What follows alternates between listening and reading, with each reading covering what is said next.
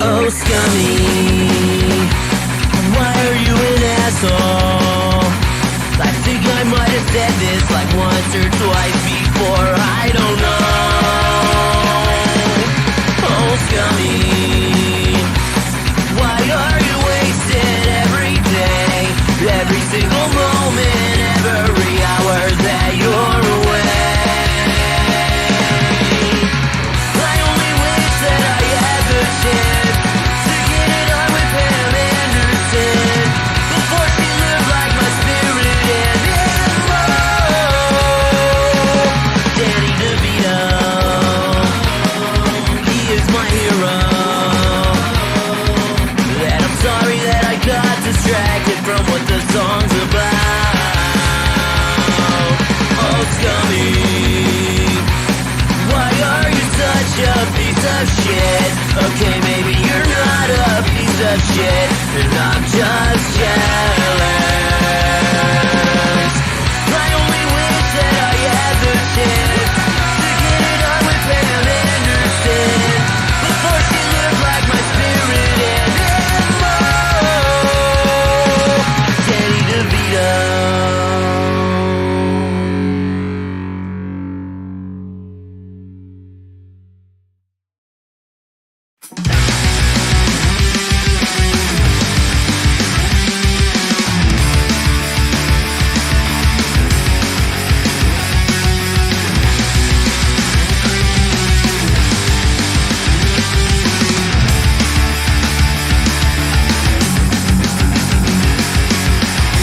I still remember when it was safe to go outside.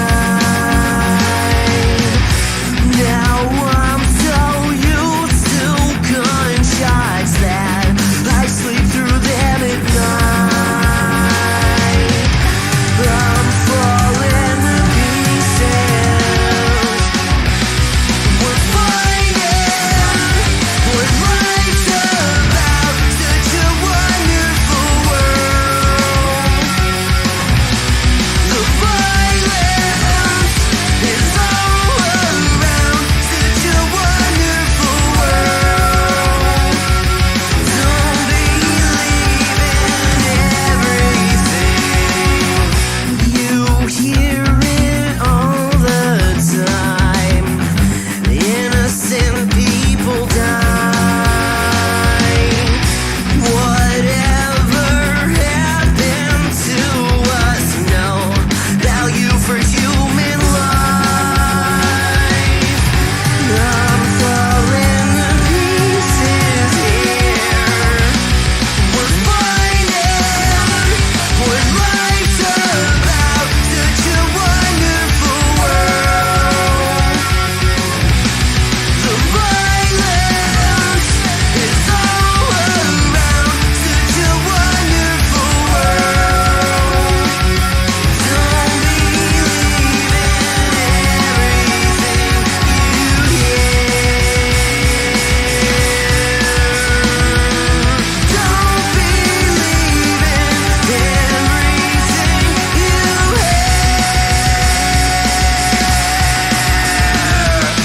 Don't believe in everything. We're finding what life's about, such a wonderful world. The violence is all around, such a wonderful world. Don't believe in everything you hear.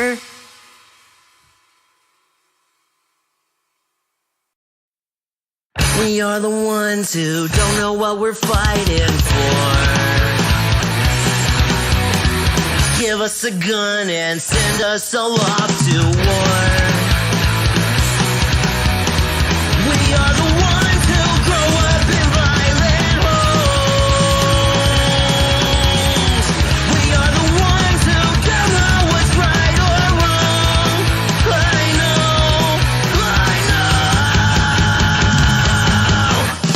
We are the ones who were born into war.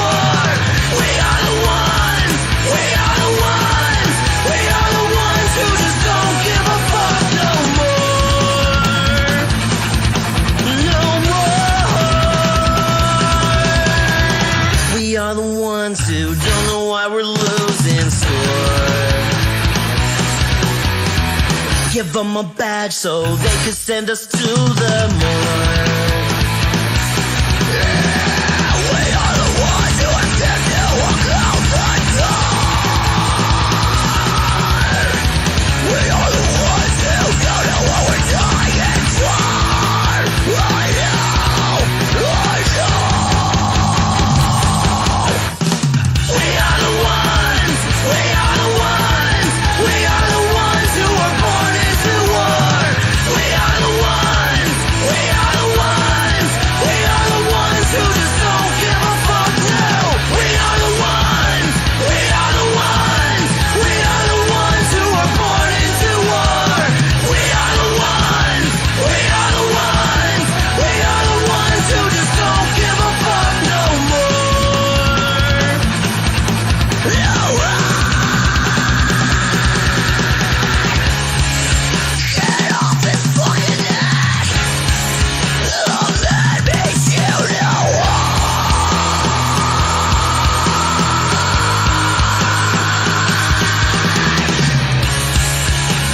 Yeah, fucking praise. That makes you know.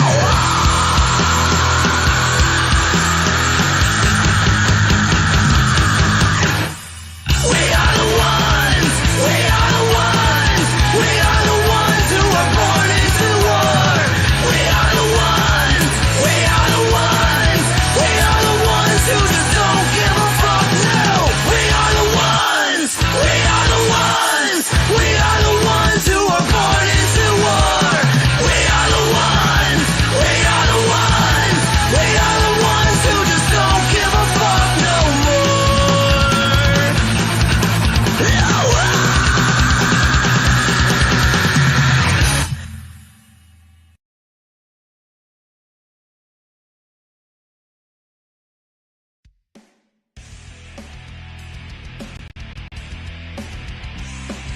Welcome, ladies and gentlemen, to the latest episode of I'm No Joe, your home for all things combat sports, and the place where every armchair quarterback can feel like Eddie Bravo. The views and opinions presented on the I'm No Joe channel belong solely to the person expressing them, no one else. If we say it, that means we meant it. That being said, this show does contain adult themes, adult content, and general shit that you shouldn't be letting your kids intake. Be advised, viewer discretion is recommended. Proceed at your own risk. You've been warned.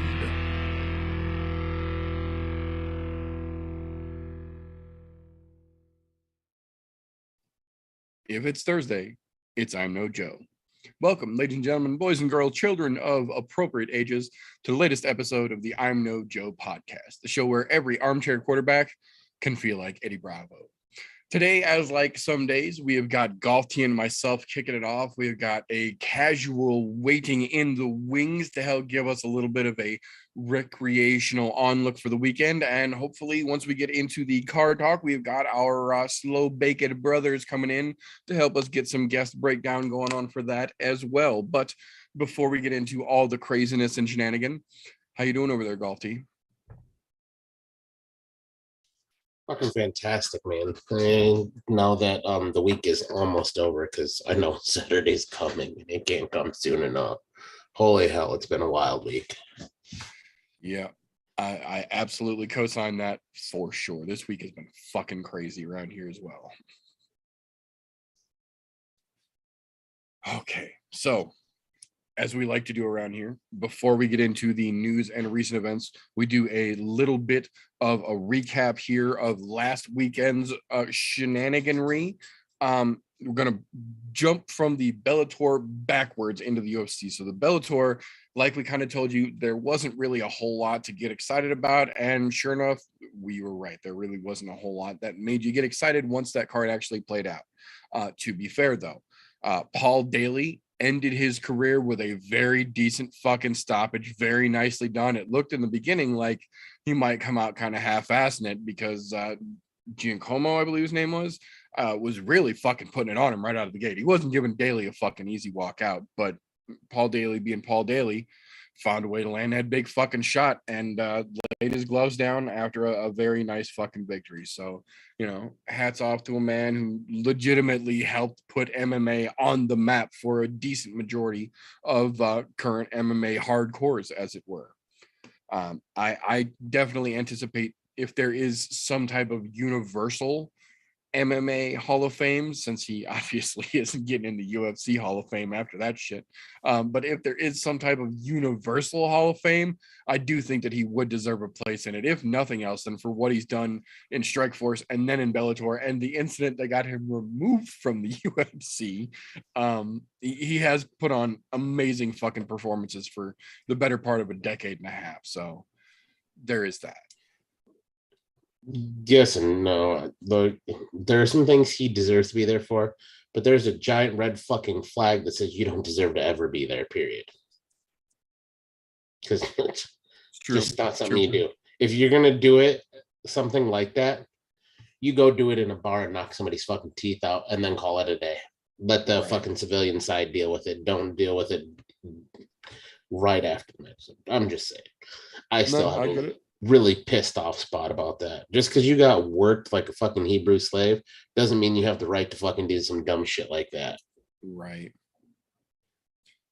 Yeah. I can see both sides of the argument, but I look at it as the greater picture is that he's done now. So now is the moment when we get to be selective and go back and reflect on the entirety of the career without the recency bias really impacting as much. Fair enough. But I also acknowledge his fuckery as well. I will say, prior to that fuckery, he had great potential star power, and then he fucked it. Yeah. So, I mean, yeah, there were some things that you could say definitely molded the sport a little bit, but at the same time, the one that molded the sport the biggest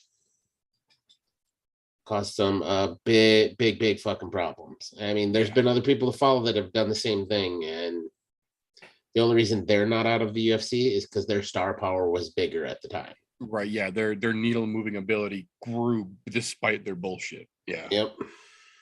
I agree. But like I said, considering that was his last hurrah and that he has made it very clear he is not trying to be one of those Henry Cejudos that sits on the sideline and pleads for fights from Twitter after he quote unquote retires. So I don't think we're going to see Simtex angling to get back in the cage anytime soon. And for that, I do respect him. So I have a feeling, but we're going to see somebody trying to cast a line out to him from BKFC though. I definitely would not put that past them at this point for sure. Yeah. Whether he takes the bait or not, I don't know. Yeah, well, we'll see, because that actually could be an area where he could still shine, because that fucking hand of his with no worry of a takedown could be very fucking deadly still for a good while to come, as we've seen with some other gentlemen who've demonstrated that. So, we'll definitely have to cross that bridge when we get to it, but definitely potential interest in the future, we'll say. I think that's an accurate statement. That being said, I gave you guys the heads up on one of those few fights on that card last week. Kana Watanabe is a tiny little fucking beast. She wrapped up one of the smoothest fucking triangles. And to be fair, from the camera angle, you got to watch her play out every move in perfect fucking sequence, lock it up, pull it tight, and then just look at the referee and wait, be like, you're going to come over, you're going to want to get closer, dude. And just perfect fucking execution. Unfortunately for her opponent, the second she started to initiate that triangle, she was all kinds of wrapped up and couldn't see what was coming. So beautifully done from fucking Watanabe. She is such a tiny little fucking contender, man. I genuinely hope they get some good matchups for her in the future. She's fun as shit to watch.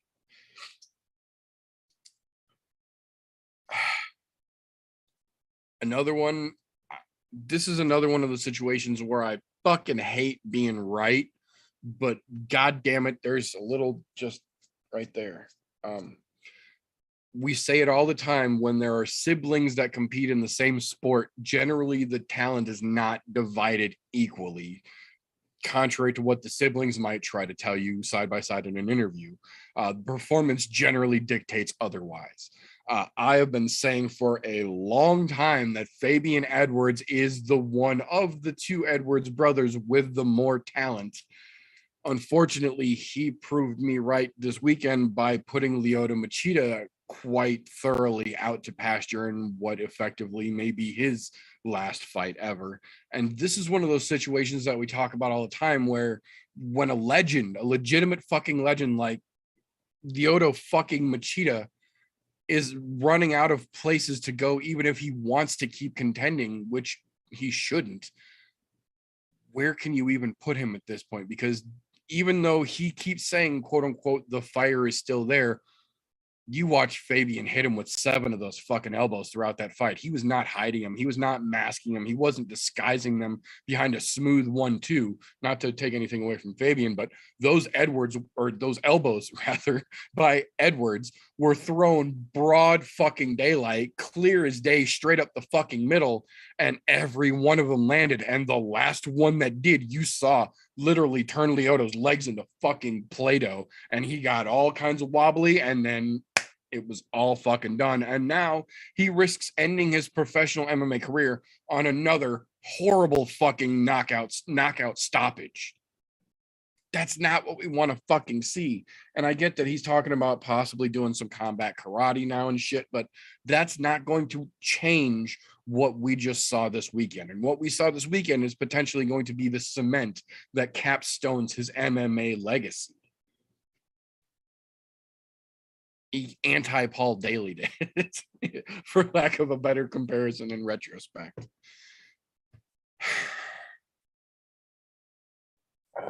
But that being said, when it comes down to that main event,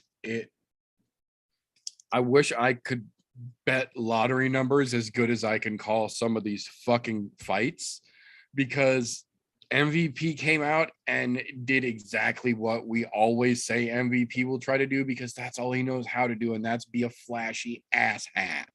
And the problem is that only works against soup cans and fucking pizza delivery drivers. Anybody with any kind of legitimate defense and fight IQ sees most of his bullshit coming a mile away, aka Douglas Lima and the stanky leg heard round the fucking world. And then again this weekend, now for an interim title, Logan Storley came in, and just like we said last week, Logan Storley, while he has hands, what he really has is wrestling in fucking spades. And we all know that if you get MVP to the ground and you can hold him there, he cries like a bitch and whines, but he doesn't do anything. He's incapable of putting offense from the ground. He's incapable of putting up enough defense to stop you from getting him to the fucking ground. So guess what Logan Storley did for 5 fucking rounds? He put MVP on his ass and he wrung him out like a fucking wet blanket. And surprise, surprise, oh wait, no, it's really not. At the end of the judge's decision, Logan fucking Storley is now the interim title holder over in that Bellator division. So I wish I could say that I understand MVP's immediate fucking cry, bitch, and whine about how quote unquote Logan Storley didn't come to battle, he came to point. Well, bitch, he pointed your ass out of a title fight. So maybe you should have fucking game planned better, or study a little harder on what he was going to do if you knew so well he wasn't coming in to fight. Hey, guess what? Point fighting wins fights if you don't want to fucking actually fight and just do dumb shit. I'm just saying. Exactly. Let him bitch, fuck him. And good on Storley to shut that piece of shit out. Because look, Storley is, to be honest, a fucking toucan nobody. But fucking outpointed him. Well done, sir. Yeah, shows absolutely. Just what a piece of shit MVP is and why he doesn't belong being shoved down people's throats. Absolutely. If a little old fucking podcast like ours can call clear as day exactly what Logan Storley's fucking game plan was, enough that we literally watched it play out for 25 fucking minutes and get him the belt, how the fuck can MVP's corner not have thought the same goddamn thing and trained him to stop that exact thing from happening?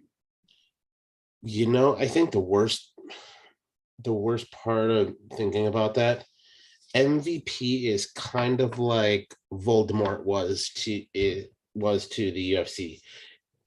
That's Scott Coker's "let me shove this down your throat, whether you say no or not," Right. as it was for Dana White to shove Voldemort down everybody's throat, whether we liked it or not. Eventually, he's going to get to the point where he's going to go, you know what? We just got to cut this The piece. value, yeah, the value finally diminishes. The problem is it takes so fucking long to get to that point. Yeah, because what did it take us 3 years or 4 years for him to cut Almost him? 4 years. Yeah. Oh, 4 And grueling fucking years at that. So and then Coker keeps feeding fucking MVP soup cans, so right. And look then good. Coker himself in the post-fight press conference came out and started crying on behalf of MVP immediately. I don't understand what those judges saw. I'm not going to dispute their decision, but I don't agree with what they said. Like, come on, Scott, your fucking money machine just got steamrolled. Like anyone with half a brain paying attention saw was going to happen. Plan the game better, buddy. If you want to fucking make a money machine, turn fucking Corey Anderson or fucking Nemkov or something like that. Right. There's plenty of guys over there that can be a money machine. Move away from MVP. Look, if you want a fucking money machine soup can grinder or aluminum can collector, yeah, that's probably him, but he's just an aluminum can collector. He's nothing more than that. You might get 30 cents a pound for it if on a good day.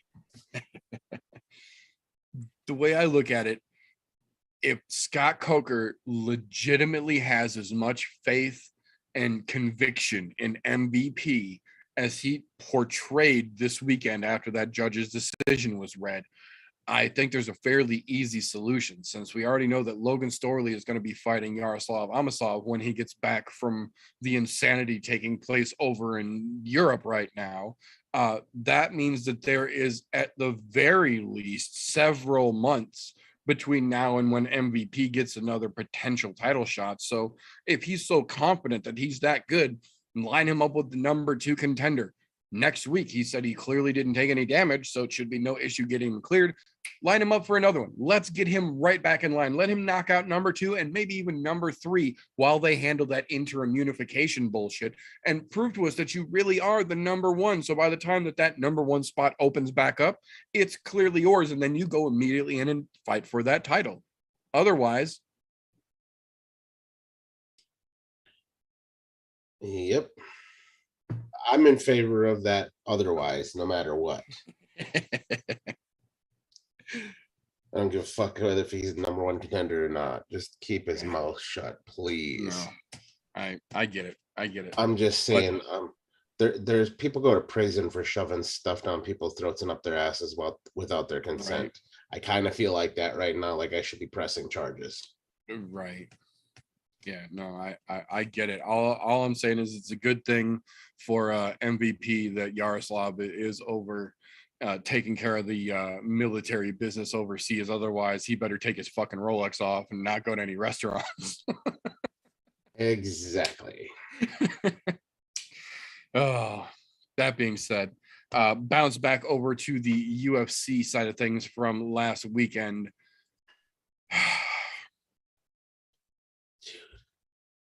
I gotta say, overall, it was genuinely a fairly decent card.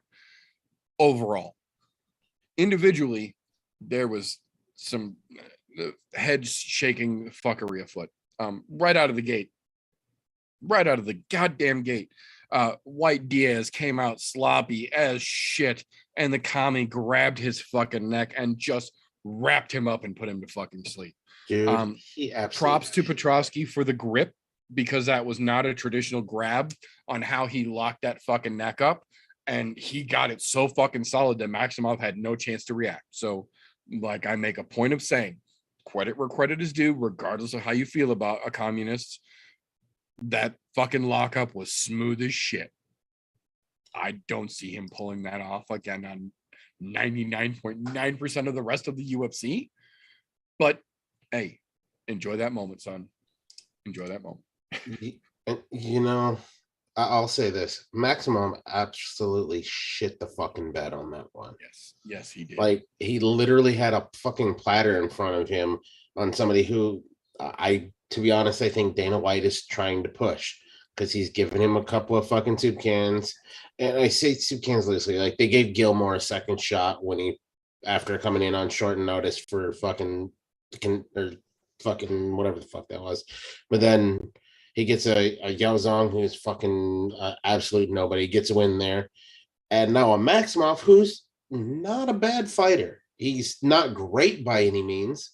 Right. But because he's associated with the Diaz brothers, that gives him a little fucking momentum and steam.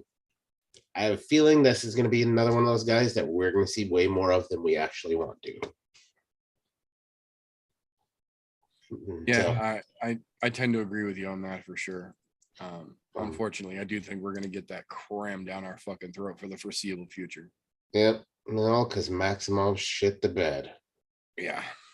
Because stylistically, on paper at least, Maximov should have been able to show up and just have a fucking field day with Petrovsky, knowing that he's got no gas tank past the middle of the first round. Really, he dies in the second and cannot survive even crawling across the cage in a round 3. So you could ragdoll the fuck out of him real easily. For a jiu-jitsu guy who's got stamina, you could have fun with that fucking clown. But no, came in too fucking sloppy, came in too fucking cocky, and you let that fucking douchebag have his way with you. So now we got to watch this fucking clown get pushed again. Thanks.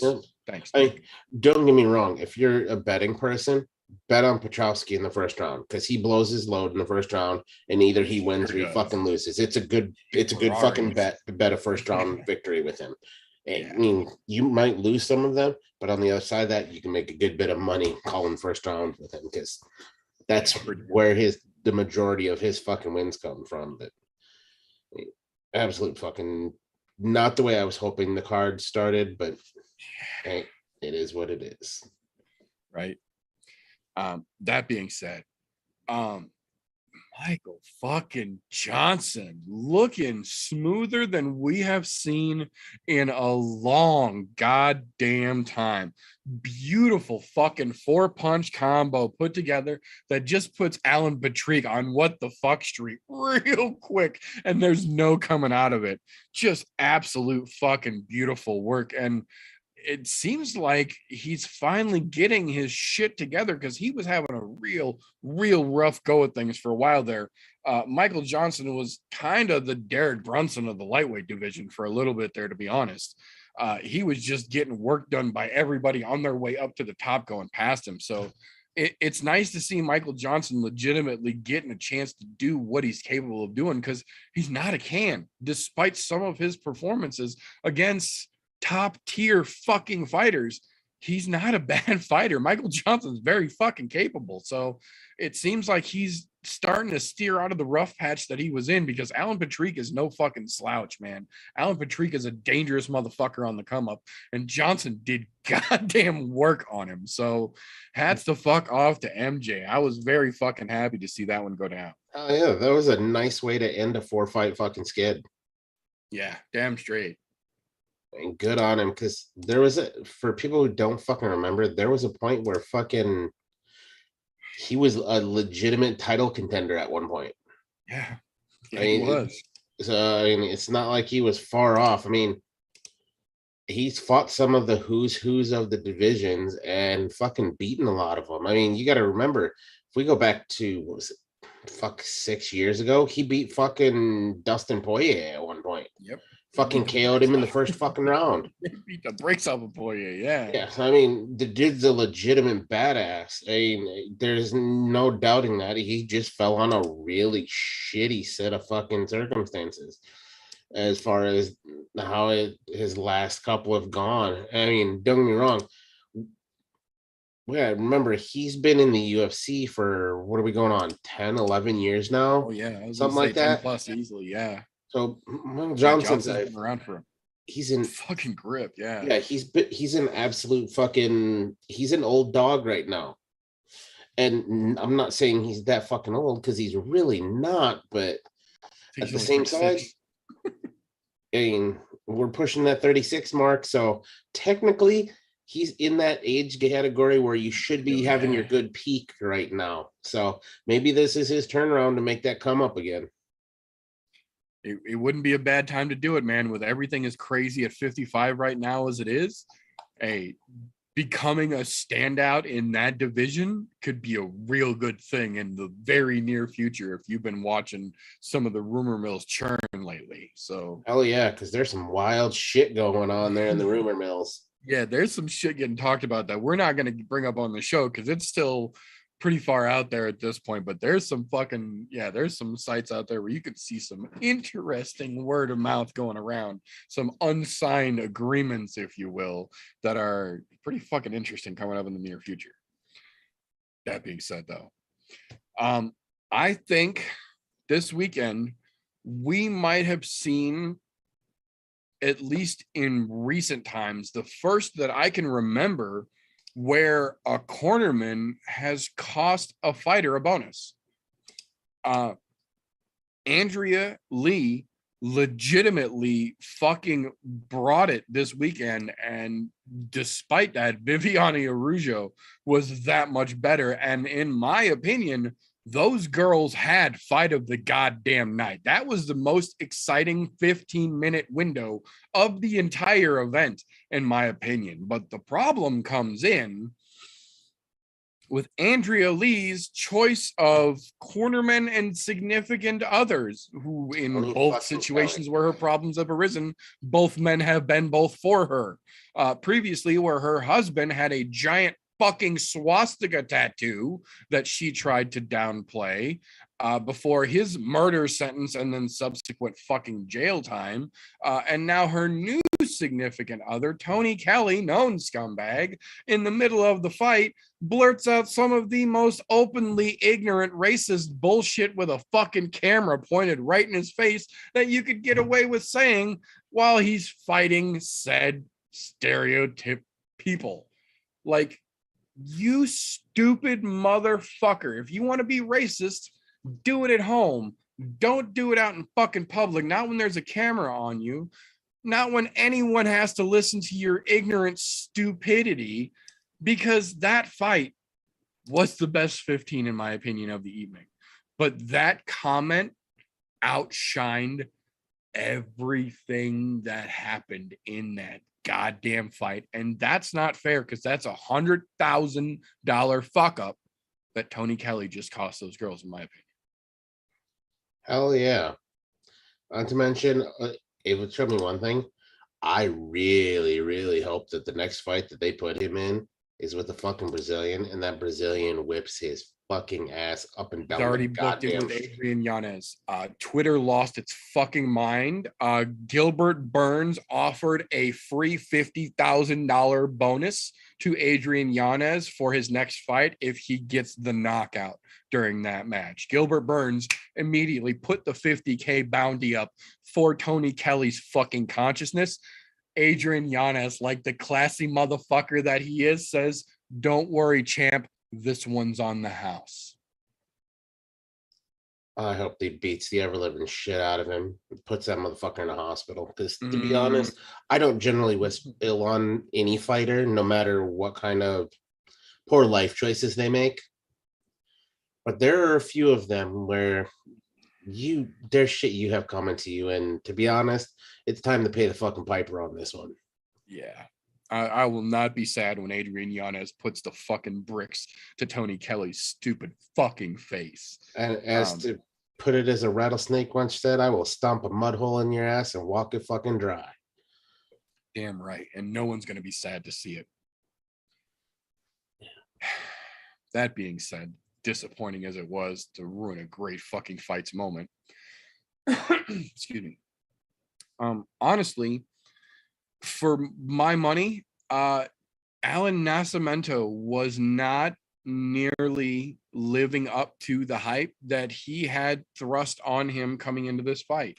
For having the champion in your fucking corner, for the blonde dude, for all the fucking hype train that was supposed to be rolling, you come from BJJ fucking royalty, essentially. Like, you should have been able to come in here and just do work. And little old Jake Hadley was like, "Nah, bitch, you take that blonde ass back a step, because we're going to fucking work for the 15 full minutes here this evening." Jake Hadley just would not be outdone. Like, there's no quitting that tiny little motherfucker. He is the angriest chihuahua you ever goddamn saw. Like, that motherfucker was just the whole fucking time. Wasn't very effective with some of it, but relentless as all fucking get out. And I honestly was more disappointed by Nascimento than anything in that fight.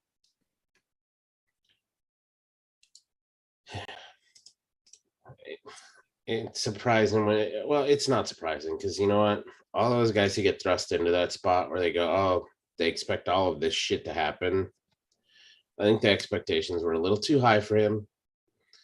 They tried to push him, inflate him a little bit more than what he needed to be at this point. I mean, to be honest, right now, he's still at the fucking entry level fucking position, in my opinion. After that showing, yeah, you have enough to be in the UFC, but not enough to be anywhere near a number. No, I agree 100%. I mean, and who knows? Maybe we just had a fucking off night for him. And if that's the case, prove it to us in your next couple fights. I was going to say, not just one, but to get another chance. Yeah, they're going to get more chances for sure off of that. Yeah. You get a win, you get another chance. That's how that fucking works. Yeah. But you know, do something fucking spectacular to show us, hey, yeah, you deserve that fucking hype that they were trying to push. Yeah, exactly. Earn all the fucking entourage of fucking hype that they were putting on you. We'll see. That being said, Manuel Torres, holy shit. Frank Camacho is a tough son of a bitch, man. And Manuel Torres was like, you know what? No, we're not doing this. Dink, and put Camacho flat on his fucking ass with a very fucking clean shot. For whatever reason, Camacho came in and just wasn't doing anything defensive. He was all rushing, and when he wasn't rushing forward, his hands were at his side. There was almost no guard. There was almost no defensive movement. It was like he thought he was going to be able to just come in and bull rush this fucking young guy. And that's rarely ever a good idea. And Manuel Torres was like, let me show you why that's stupid, and put him down for it. Props to fucking Torres. You know, Frank Camacho is one of those guys I thought had a lot of potential at one point. But where he's at in his career right now, to be honest, I think he needs to start thinking about hanging him up. Yeah, I agree. What potential might have been there? There was a couple fights where I was like, God damn, he's got some potential. But it's never risen to anything. And he's been knocked out 3-4 times now, submitted a couple times. I'm going, it's time, dude. Think about your long-term health. Go fucking coach somewhere, man. Do something like that. Think about the rest of your life, because continuing to get beat up by guys that are on the come up, it's not a good look, man. Not a good fucking look. Don't get me wrong. He's had a couple of decent wins, but nothing to write fucking home about. Like, it's time for him to start thinking about hanging him up. And as much as I love watching a Chamorro fight, that is not the one. Right. No, just weirdness. But that being said, Amanda Hebus came out and was putting it fucking down. She was giving Caitlin Chukagian everything she could fucking handle.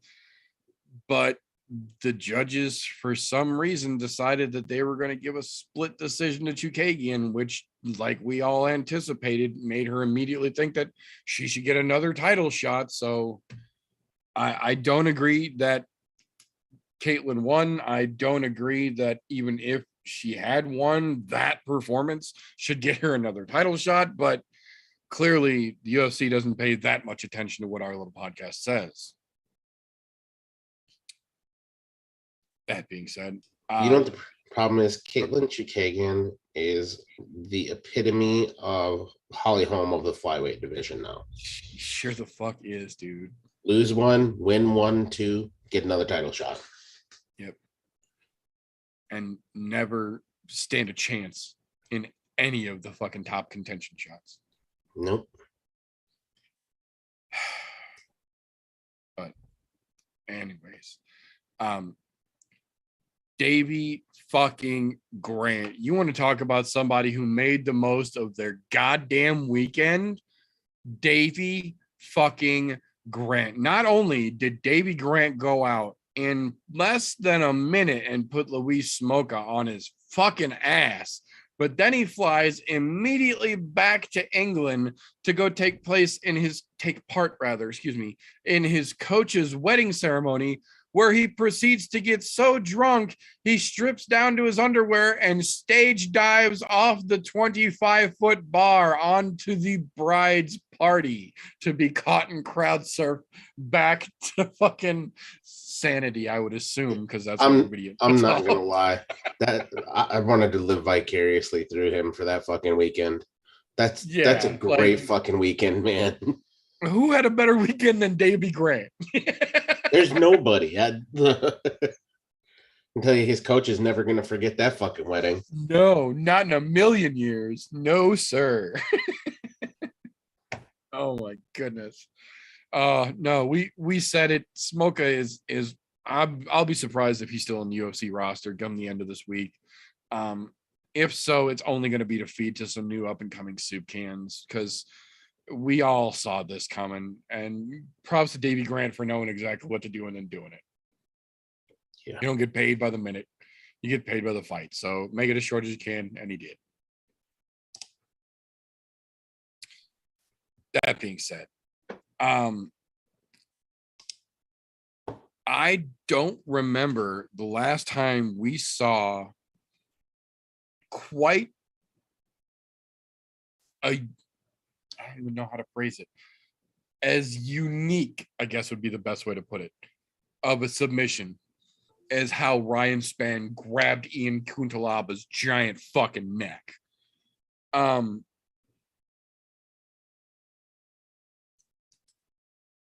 Not that we ever had any delusions that Kutalaba was great defensively, but Spann just noped him the fuck right out. Nicely done, sir. Nicely done.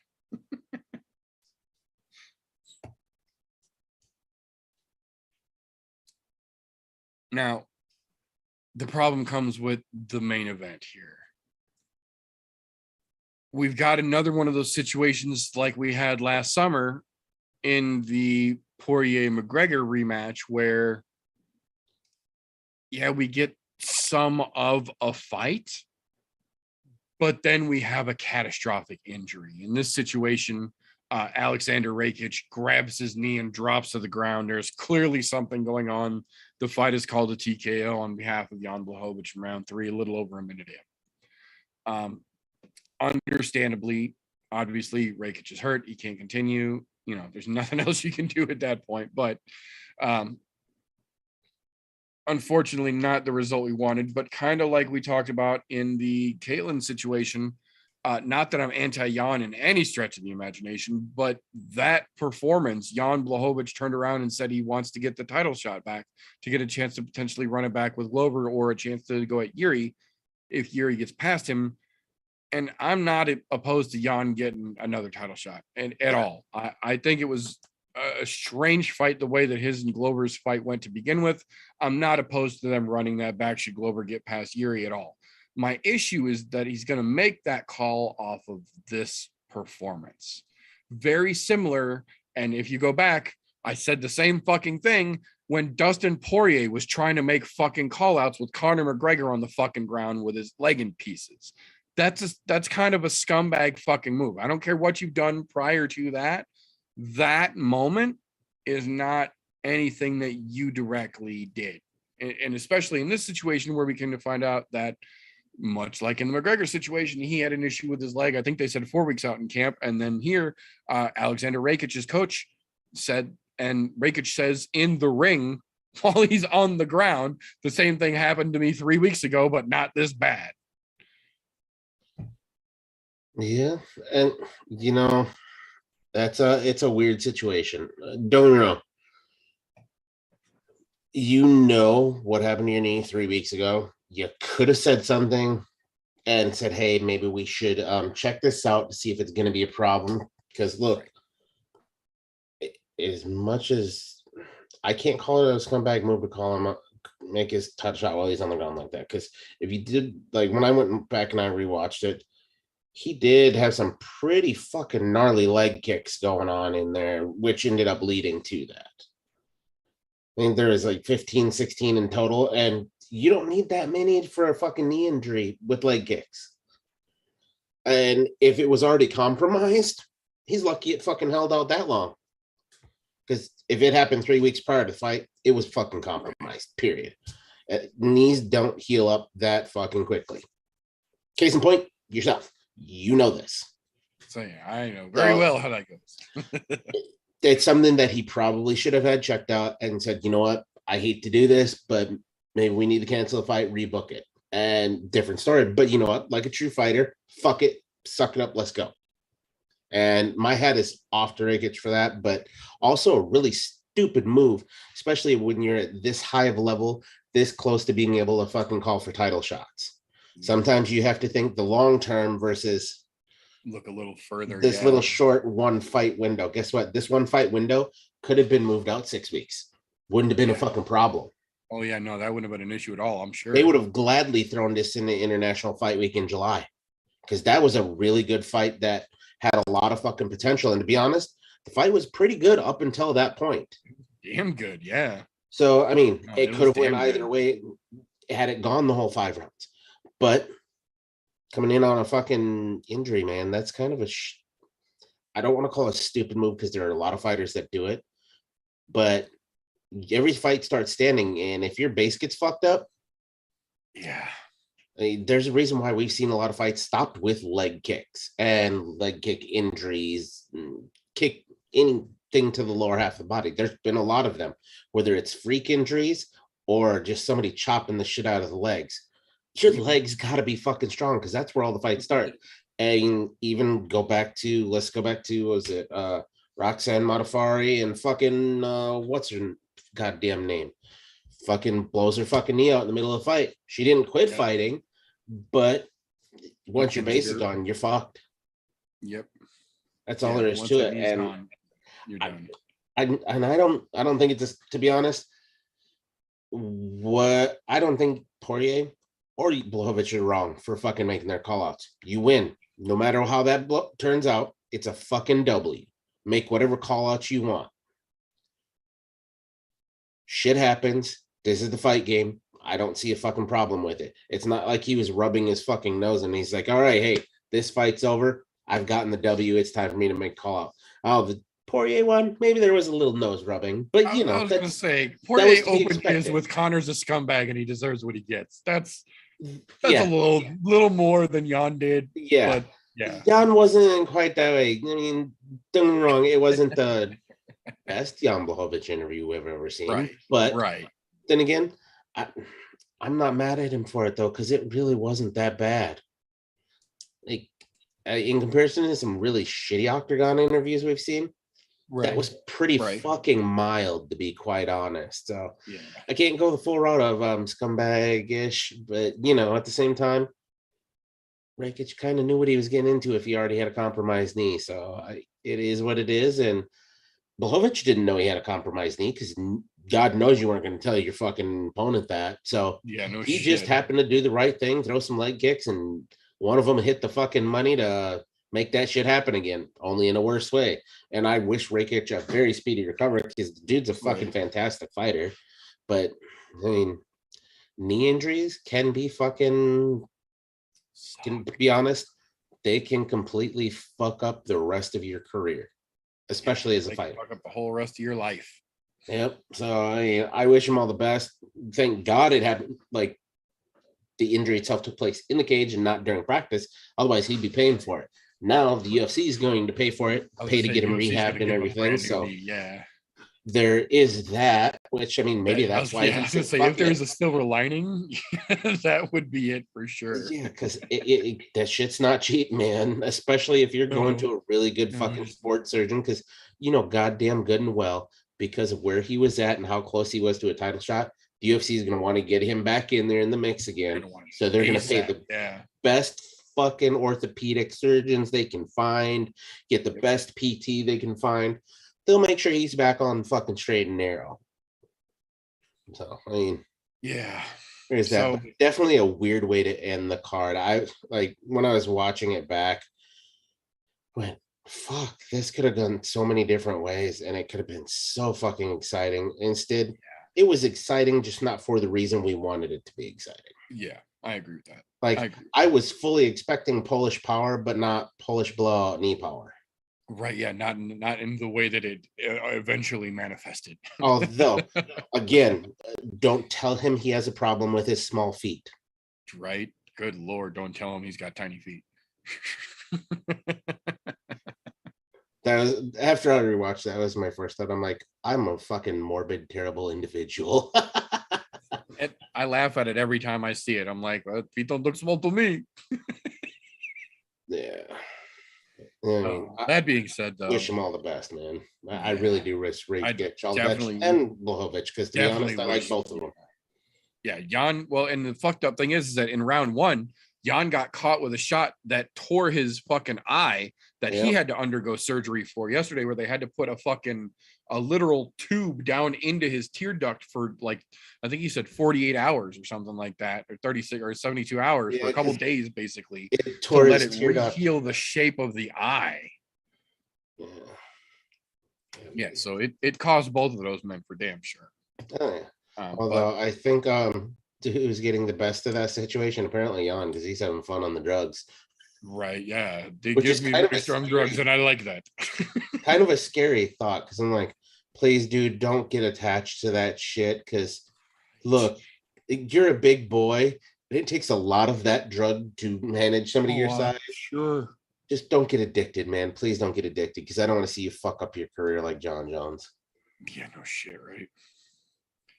But for whatever reason, somehow, some way, we did actually get the traditional pair of fight of the night bonuses and a fight of the night, or excuse me, pair of performance of the night bonuses, and then a fight of the night bonus for this card, albeit a little bit strange on how they gave them out, as we alluded to earlier. Performance of the night makes perfect fucking sense. Manuel Torres for putting Frank Camacho the fuck out in serious fashion, understandably, and then Ryan Spann for choking Ian Kuntalaba the fuck out with that weird nope choke, understandable as well. My problem comes in when we talk about the fight of the night, which, as I mentioned earlier, should have fucking been Viviane Araujo versus Andrea Lee, but thanks to one stupid fucking asshole cornerman, ended up being Chukagian versus Hebus. And not to say that Chukagian versus Hebus was a bad fight, it just, in my opinion, wasn't better than Araujo versus Lee. But when you have a scumbag in your corner who doesn't understand how to hold his fucking tongue, he will literally cost you and your opponent 50 grand each. So maybe make better choices. That being said, that'll bring us into our news and event segment here. We had a couple of interesting fight announcements I want to run down real quick. A couple of interesting couple of interesting non-fight announcements we're going to run through, and then we'll kick into this weekend's fun times. Excuse me. The first one, we did get confirmation this afternoon. Rakic did, in fact, completely blow out his ACL in the fight against Blachowicz and is undergoing full ACL replacement surgery. They're not taking any chances. It was confirmed the ACL is done. They are completely completely redoing it. He is undergoing surgery as we speak. Next one here. Floyd Mayweather was originally going to put on a boxing exhibition on a helipad that they were going to be calling Boxing in the Sky. Well, sadly, the helipad is no longer available, but they did manage to save the event itself, and they are still going to keep the Floyd Mayweather boxing exhibition card taking place this weekend in Dubai, with Floyd Mayweather headlining and Anderson Silva taking on Bruno Machado in the co-main event. Legitimate good boxing match to watch for Anderson Silva here. Not really that excited for anything Floyd could potentially do, and not really anything exciting other than that. But it is another thing that is taking place this weekend.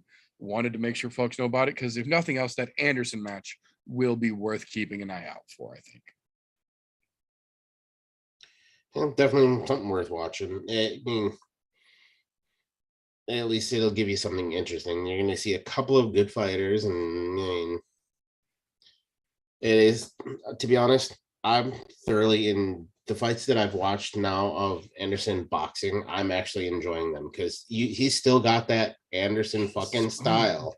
Yeah, but it's just boxing versus the full MMA gambit, which, to be honest, for him is nice. He ain't got to worry about breaking a fucking leg again, which is fucking great. And to be honest, his boxing style is it's fucking cool to watch. Yeah. Man's got fucking hands for damn sure. Now he's got no threat of kicks, no threat of fucking takedowns, no threat of elbows. Anderson's still fucking very capable, man. So yeah, I'm very curious to see how this is going to play out. Next one here.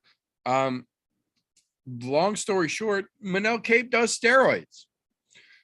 He got popped this last week for the M3 metabolite, the same exact M3 metabolite that John Jones got popped for. They are calling it just exactly like John Jones, a quote unquote pulsing incident, in that he is not currently on the steroid, but the fact that it is pulsing means at some point in his career, fairly recently, since it diminishes, he has taken the M3 metabolite, or excuse me, taken the steroid that breaks down into the M3 metabolite. So at some point, Manel Cape took steroids and didn't get caught. He did, however, get caught on the downward side of the cycle out in the pulsing. Just so happened to be that he was within that picogram range that John Jones set precedent for. So they are going to let him keep his fight in UFC 275 in Singapore next month. Goddamn picograms. Once again, we are haunted by a fucking picogram of the M3 metabolite, which, regardless of the fact that it means they're not on it now, confirms at some point they took steroids. It's the only way to get the M3 metabolite in your fucking body. You take the steroids, they break down and produce the M3 metabolite. You might be clean now, but it means at some point you were fucking dirty, you bastard. That being said, a couple of interesting announcements coming up here. UFC 276. I'm kind of surprised they waited this long to announce it. Makes sense to be on there. Jalen Turner getting back in, taking on Brad Quake Rydell. Only makes fucking sense with Izzy in there. The whole fucking crew is going to be there. It just makes sense to put Quake on the damn card. And versus Jalen Turner, that's a great fucking matchup. Dude, that's going to be a fantastic fight because the Tarantula's been on an uptick lately. And on tear right now, yeah. That's a fucking tall task for Quake, man, to be quite honest, with Turner's been going. And I mean that in both literally and figuratively, because he's a tall motherfucker, but you know, it's gonna be a fun fucking fight to watch, just purely on the stylistically side of the house, on how those two fight makes it very interesting. Fuck yeah, there's something to be said about a 6'4" lightweight. And he's a natural lightweight. He doesn't cut much to get there. He's naturally a 55er. That's fucking insane. And the fact that he knows how to use that fucking size makes him legitimately dangerous. But Quake ain't no fucking slouch, man. Yeah, Quake ain't no fucking slouch. So I'm very fucking stoked for that fight on International Fight Week. Yes, please. I'm here for that. Sign me up. Following up to that, 2 weeks later, July 16th card. Jack Shore gets back in there trying to capitalize on that London heat hype, taking on Ricky Simone in what I am telling you right now is probably his toughest challenge of his career. So good luck, Mr. Shore. You are going to fucking need it. That is a great fucking fight for that middle of the month card, though. Hell yeah. And it's going to be an exciting one, too. I bet. Fuck yeah. There could be some definite fireworks out of that. I think that's the Austin card, if I remember right. Because the next card after that is the London card. Yeah. And then the Dallas card is the end of the month for the pay-per-view. So yeah, I think that's the Austin card. Interesting. Interesting indeed. Then we got a couple here that were last minute announcements. They're all out of fucking chronological order, which drives me insane. June 25th, the other Aussie coming in, Carlos Ulberg getting back in there. Blackjack trying to make a fucking run back at it here, taking on Tefon Nchukwi, who is coming off of a fucking vicious knockout that he laid out. So good luck, Carlos. I hope you've been fucking training that guard, because it's clearly been an issue in some of his earlier fights, and this could be a fucking photocopy of everything we've seen from him leading up to this point. But we'll see.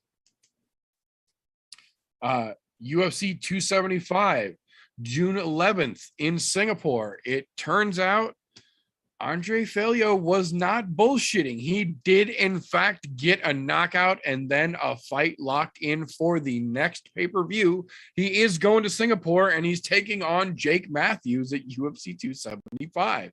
So, I mean, you can't say he didn't fucking earn it, but man, is that a hell of a fucking turnaround and a weird situation to take it in. Yeah. There's some interesting shit coming down the pipeline in these next couple of months, that's for sure. That's a short amount of time, literally half a fucking globe traveling, and just, you know, props to Andre Feillo.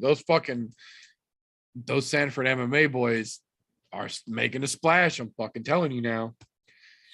Excuse me. Another one here. I didn't even fucking realize this when I was writing it down because it grew to last minute. For that July 16th Austin card, the Battle of the Bills. Billy Quarantillo versus Bill Algeo. That's gonna be such a banger. We had the kneel on kneel violence. We've got the baddest Hoffa in the business. Like, I am all in on the Battle of the Bills as well here. That's a fucking great matchup, I think. Oh, that one has fucking fight of the night written all over it. Yep. Yes, it does. Neither one of those two have boring fights. Right, yeah, they're both allergic to it for damn sure. Oh, and then we got a final destination date, if you will. August 6th, Smiling Sam Alvey gets his wish granted by Dana Make-A-Wish White. His final MMA battle, where he will retire, win or lose of the outcome, will be August 6th against Michael Alexichek. So they're not giving him an easy way out by any stretch of the imagination. There's a genuine good chance he might get knocked the fuck out in his last fight under the UFC banner and the last fight ever as a pro. But, you know, I will say props to Dana for giving Smiling Sam the chance to retire as a UFC fighter, giving him that one last chance. I don't know many other guys who went on a 7-fight losing streak and kept their job. You know, part of that was for him because he was always a company man of, you need a short-term fighter. Yeah, I'll take it. And I'm there. Don't care who it is. Don't care where it is. I'm there. You know what's a bummer is he had the right kind of attitude for the sport, as far as like the kind of person you wanted to see in there and do well. The unfortunate part is he never did well. There was a couple, attitude, just not the talent. Yeah, there was a couple times where I was like, oh, he didn't look bad that fight and he barely won. Awesome. And the rest of it, just shit in the bed after shit in the bed after shit in the bed. Still smiling though. Yep. Fuck. Can't be mad at a guy for that. I really can't. To be honest, I hope he wins on his retirement fight, but chances are it's not going to fucking happen. I would love to see him catch a W on his fucking way out, but based on that 7-fight losing streak and Alexichek, yeah, chances aren't good. It's a big ass. This better be the best camp of his fucking life. No shit, right? Oh, but August 13th, the next week after that, we got a pair of announcements for that are both very interesting, in my opinion. Sarah McMahon and her heavy wrestling ass welcoming Aspen Ladd back to 135 if she can make weight. I'm interested in that one because Sarah McMahon is going to fucking throw her around no matter what she steps on that scale at. Sarah McMahon's a wrestling broad, man. She'll ragdoll the piss out of Aspen Ladd. Yeah, she better have her shit together for Somebody's feet are going to touch the ceiling, and it's not going to be McMahon's. Yeah. And then the other one that has a very good possibility of being a very similar match on that same August 13th card, Gerald Mearshart, GM3, stepping in to take on Bruno Silva. Silva is basically the latest Brazilian knockout artist, but as most Brazilians, has a decent jiu-jitsu and wrestling background. So it's going to be interesting to see what GM3 can do there. But being as how Mearshart is a fucking monster, though, I'm pretty confident he's got a good chance. That's a tough fight for him, though. It really is. Yeah, it's a hard one. Here we go. September 3rd, we got confirmation now. Robert Whitaker versus Marvin Vettori is officially locked in. It's another one that's been churning through the rumor mill. It's a go now. It's finally locked in September 3rd in a yet undesignated location because UFC is still trying to see where they're going to be able to slide a card in later on the year. We had an interesting one this last weekend that I don't know anyone that actually covered. The ABCF Fighting Organization put on their ABCF Fighting 23 card this last weekend, which was headlined by a 3-minute round match of wheelchair MMA. A former world-class karate master and a former world-class jiu-jitsu master, who one was injured in a car accident and paralyzed from the waist down. The other was injured in a gunfight where he was shot in the spine and paralyzed from the waist down. Put on a set of 4-ounce fucking gloves, locked their fucking wheelchairs together in the center of an octagon, and quite literally punched the shit out of each other for 9 fucking minutes. Both men were friends outside of the octagon, which is why they agreed to go ahead with this.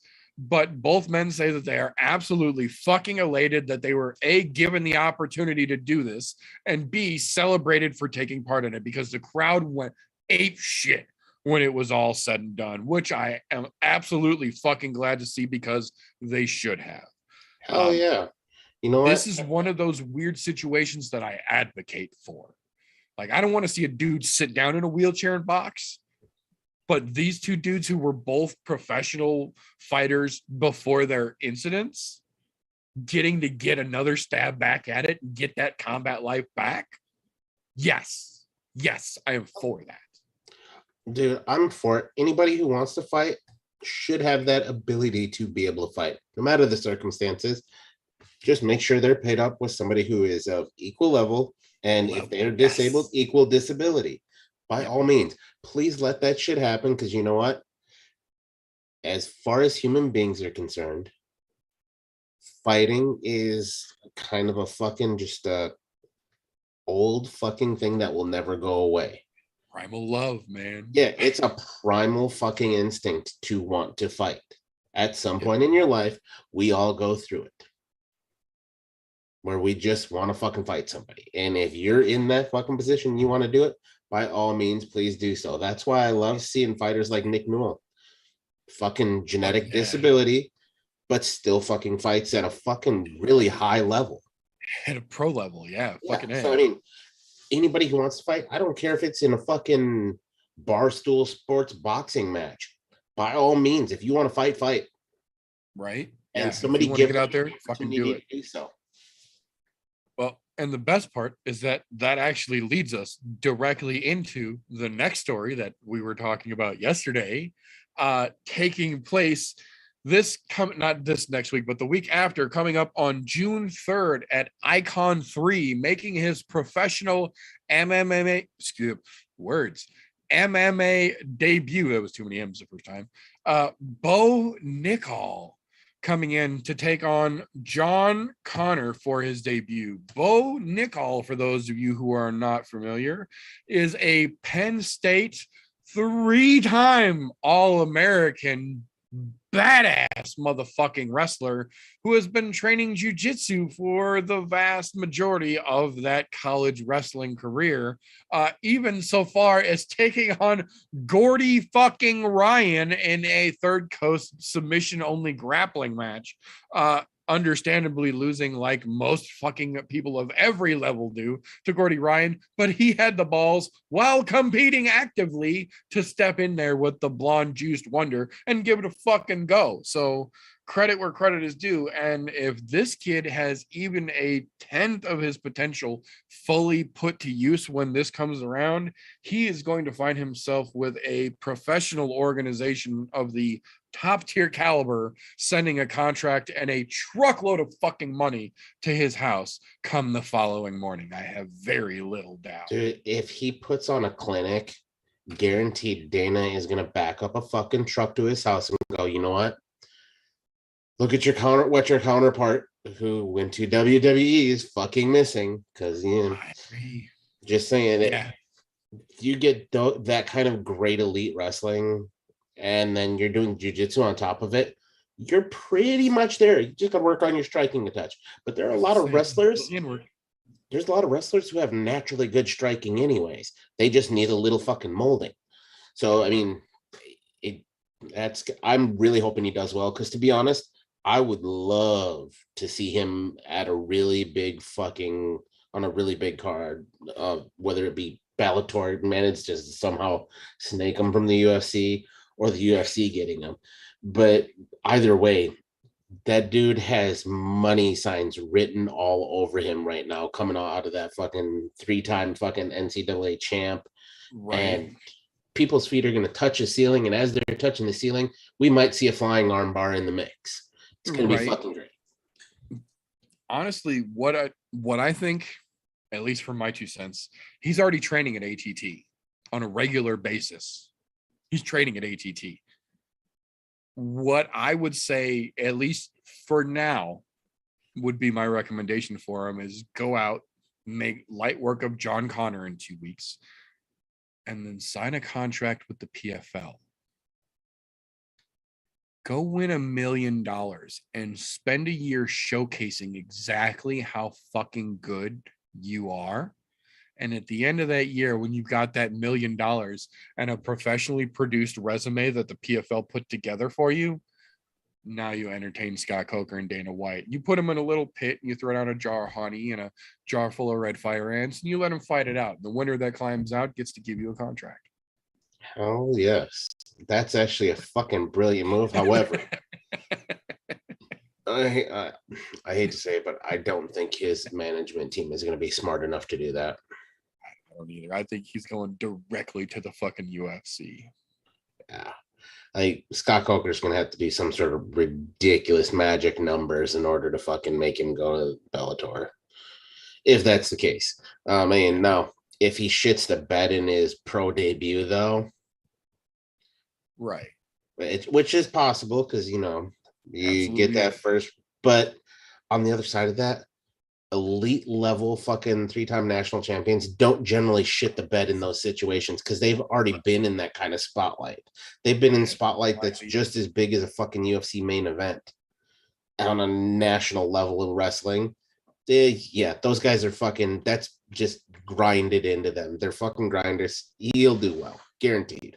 When we come back next week, mark my fucking words, he wins that match in a landslide fucking victory. Unless he gets knocked out, which there's always the puncher's chance, he wins it in a landslide. No doubt about it. I agree. That being said, a couple more little quick ones to run down here. First and foremost, tomorrow, or no, I'll say that one for last, actually. Before we get to tomorrow's talk, as if you needed more proof that Ashley Evans Smith is really a fucking scumbag. Aside from getting caught literally stealing health supplies and then trying to fucking downplay it, despite it being on camera with audio so you can hear her admitting to doing it while she's doing it. She was just popped hot by USADA for steroids for her second time under the UFC banner.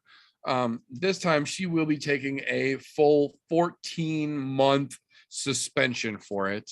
And based on her record, and now this being the second steroid pop in her career, and the bullshit with stealing fucking health supplies on camera with audio admitting to it in the act, I don't know that we're going to see her under the UFC banner much longer either. Bye, birdie. Yeah, and good riddance to fucking bad rubbish in that situation. But on a little bit weirder of a note, we did get the announcement just this afternoon confirmed that on June 4th at WES, one Alexander Overeem will be making his pro wrestling, not Alexander, Alistair, long day.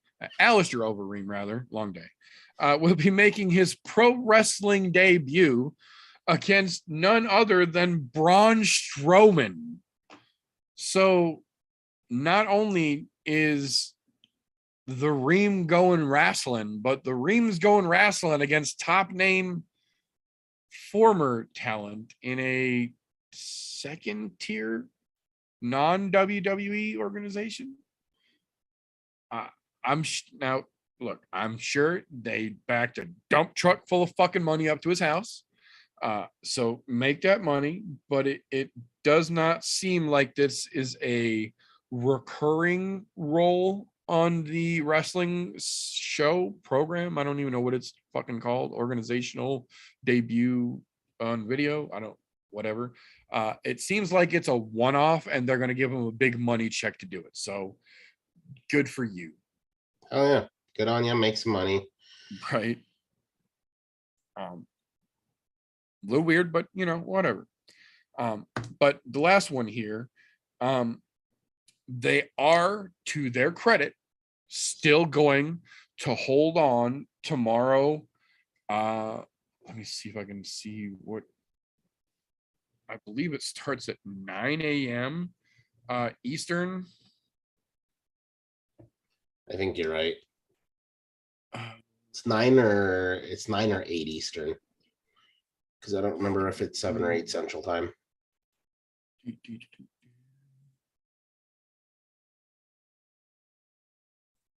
we go. No. Oh, we were both so very wrong. So the One Fight Championship 1157, which is a hell of a name for an event, just too many ones in there,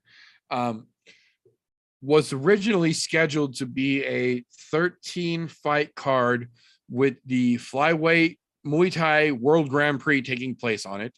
And due to the fallout this week of rampant Backstreet Boys reunion tour in Singapore and the vast majority of the world, ironically enough, they have now been dropped down to just 3 remaining fights. But to Chatri's credit, they're still putting on the goddamn show. So at 4:30 a.m. Eastern time, in just a few hours, One Championship 157 will be taking place with 3 of the original scheduled bouts still taking place on it.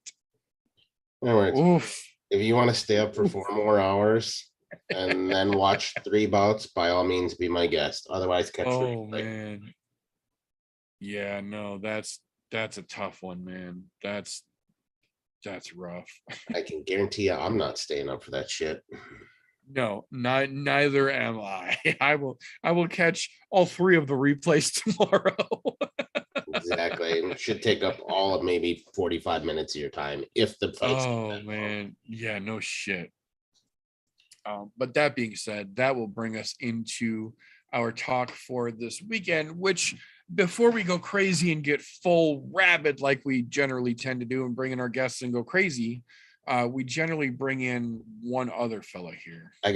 Before we hop into that, I got one other thing that I saw that I thought was very noteworthy. After the Korean Zombie's most recent loss there, title challenging, he did say he was thinking about retiring right away. He did it right in the post-fight interview. Right. We did get confirmation 2 days ago from the Korean Zombie himself via his Instagram that he was not going to retire, but he is going to make another fight. And he's not going to make any long-term plans, but he says he will make it one fight at a time now. So no retirement out of the Korean Zombie, which I'm glad to see because, I love the Korean Zombie. And to be honest, one setback for him doesn't mean a whole hell of a lot. I completely agree. I have also seen that Giga Chikadze is campaigning very, very hard to try and get one of the potential last fights from him. So if that happens, I am all fucking for it. That would be a cool fucking matchup as well. If not, we'll take it as we get it for damn sure. Just thought it was fucking noteworthy because it's the Korean Zombie. Why wouldn't it be noteworthy? Right.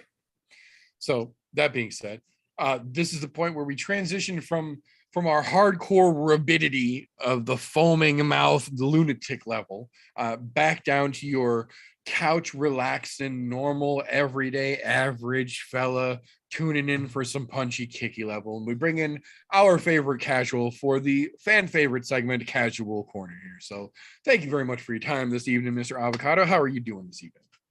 I'm doing good. Yeah, good deal. Have a good night.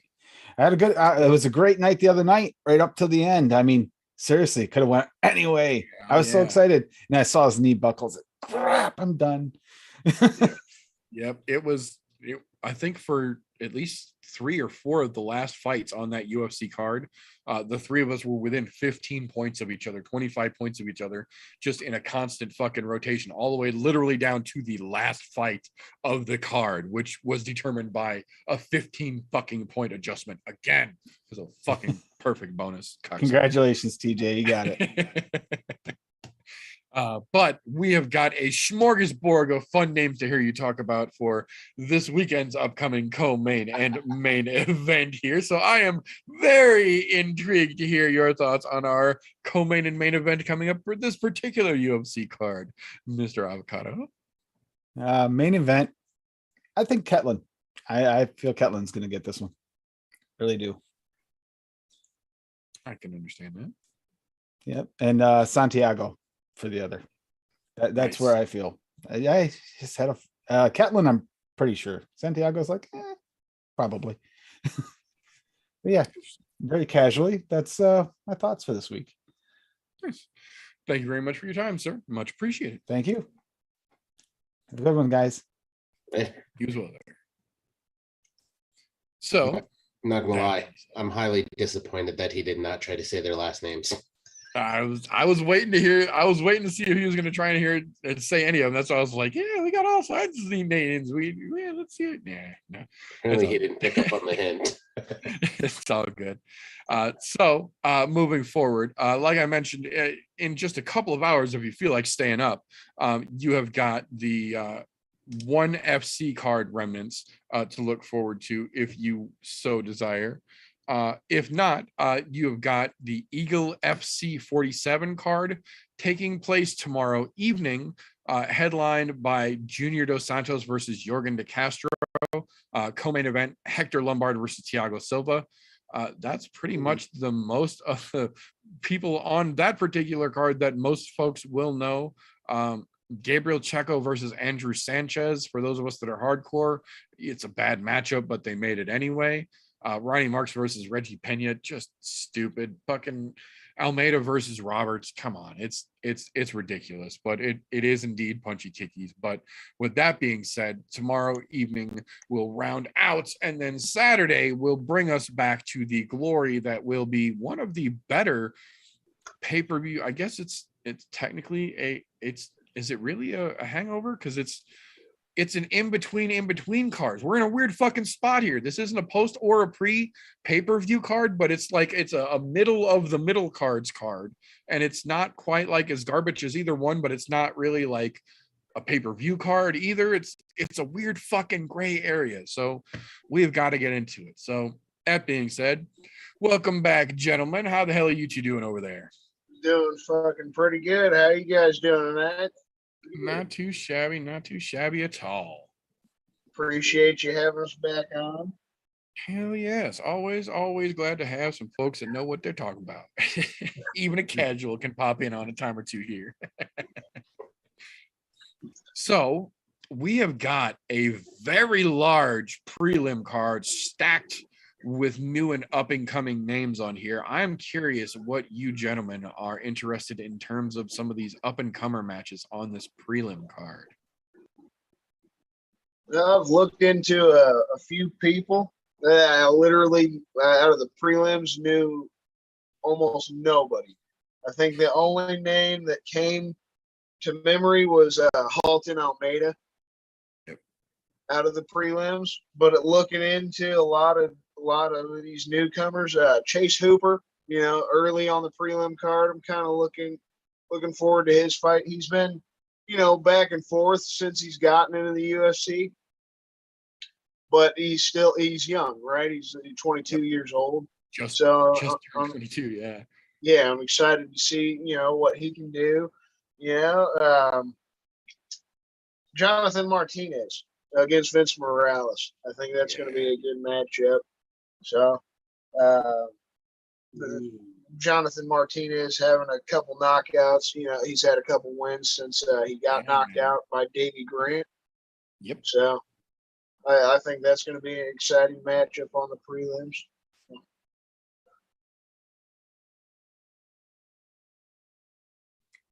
What are you thinking over there, Golf T? To be honest, I'm looking at Chase Hooper right off the get-go.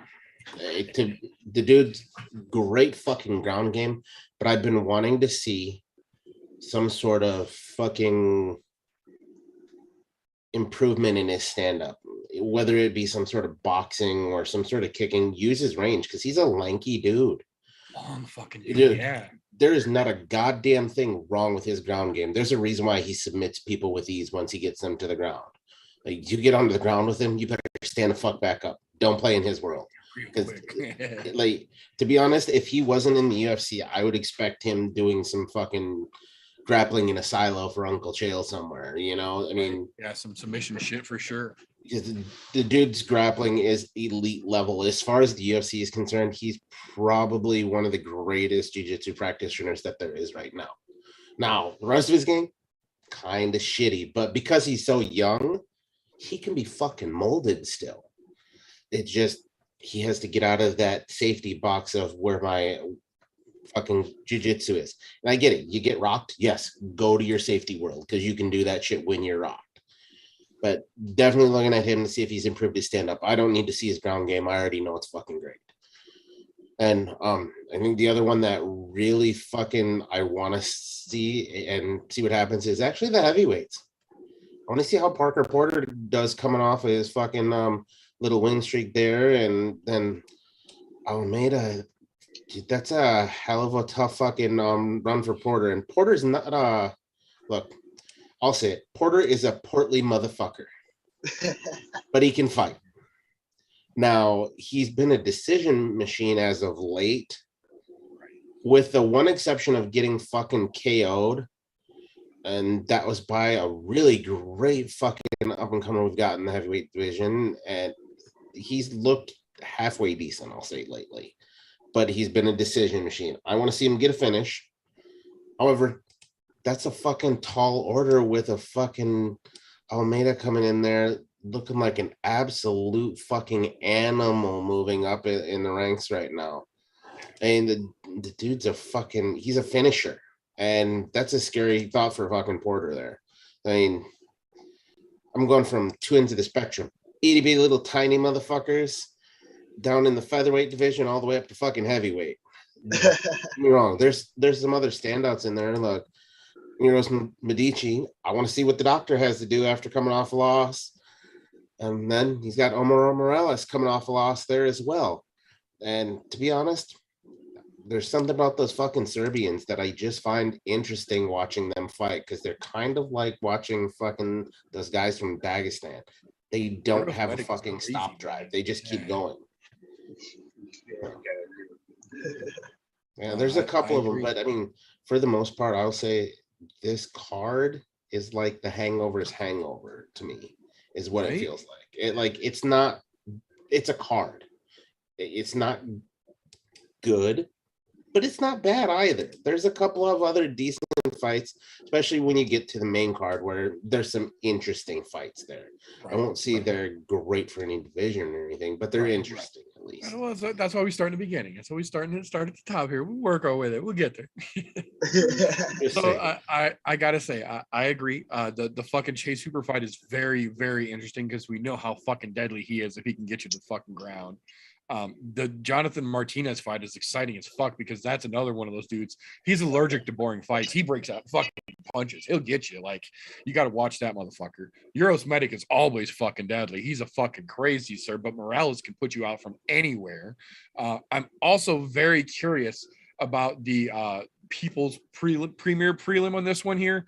Joseph Holmes is actually Homeless Joe from Dana White looking for a fight that Dana signed rather from Colorado last summer, finally getting his chance to actually make his UFC appearance. Not that Amadovsky is any type of fucking world breaker or anything like that, but Ugly Joe or Homeless Joe, whatever you want to fucking call him, they call them both, has a reputation for fighting some of the Colorado soup cans, if you will. And it just so happened to be that the night that Dana was there, they matched him up with one that he looked particularly fucking spectacular against. And there's big money on the hush hush side of things saying he's about to trip over his own dick because he's one of those that he's going to walk into the ring high on his own supply, smelling what he's selling, thinking that he is the world champion, and he's never even fought in a fucking UFC before. And Amadovsky ain't no fucking slouch, man. Like I said, he's not a world breaker, but he's not a fucking slouch either. So we've seen time and time again, you walk in too fucking high off your own supply and you end up eating fucking humble pie before the end of the evening. So I'm curious We've to see seen a how lot of that that out of the Contender Series as a whole. exactly. But on the other hand, I do have to agree with you. Every major MMA organization, in my opinion, needs an 80s B-list movie villain like Parker Porter. Someone with a giant mustache, no fucking shape whatsoever, and the ability to just windmill for 15 minutes in a walrus slap fight. And that is Parker Porter to a fucking T. The problem is that Jailton Almeida is actually pretty fucking well-rounded for a heavyweight. So if he comes in trying to throw the old walrus slap fight around, he might find himself in big fucking trouble. On the other side of that, Almeida's a little sloppy himself. So if he lets one of those giant fucking Parker Porter hands land across his chin, we've seen how quick that'll send the motherfucker to sleep, Bill. I think prelims have some definite fucking potential.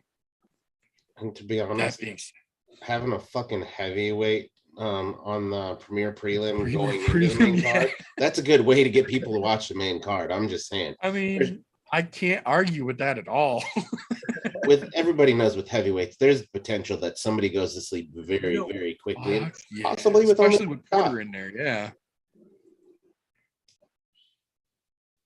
So that being said, rolling us into the main card itself. Again, not full of the most how do I put this nicely? Divisionally relevant fights, but still entertainment value galore on this card. I think that's a good way to phrase that. The opening fight is a perfect fucking example of that. Tabitha Ricci is coming in with an OnlyFans tour bus sized amount of fucking overhype as a newcomer making her debut against Poliana Viana, who we have seen honestly be mediocre at best and inconsistent as all fucking get out. But when she's good, she's real fucking good. So there is at least some potential for this to be an interesting fight. And I think the fact that they matched up the tiny, potentially interesting girls after the giant potential walrus slap fight dudes to get this card rolling together, I think there's something there. I think this is going to roll in and start us off pretty fucking well.